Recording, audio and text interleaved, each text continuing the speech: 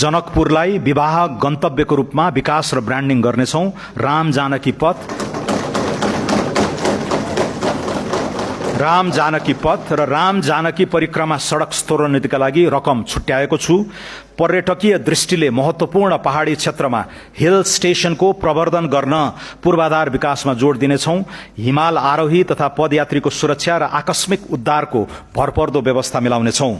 मुस्ताङ र मनाङ लगायत उच्च हिमाली जिल्लामा रहेका 200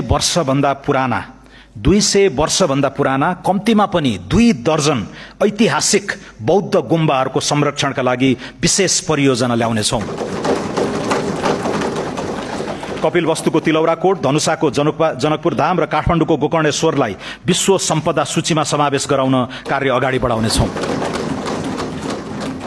खप्तड बडीमालिका शुक्लाफाटा, काँक्रे बिहार पञ्चकोशी रारा, ठाकुरद्वार स्वर्गद्वारी रुरु क्षेत्र, देवघाट मुक्तिनाथ तिलिचो, कालिन्चोक जुगल गोसाईकुण्ड, सखडा धनुषाधाम गढीमाई, हलेसी चतरा पाथिभरा प्रादेशिक पर्यटकीय कोरिडोरको प्रवर्धन गर्नेछौं।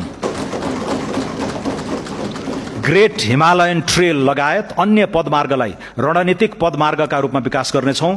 खप्तड, रामारोशन, बडीमालिका, बुढी नन्दा रारा, स्वर्गद्वारी मुक्तिनाथलाई जोड्ने गरी उच्च पहाडी पर्या पर्यटन पदमार्ग डाँफे रूटको विकास गर्नेछौं।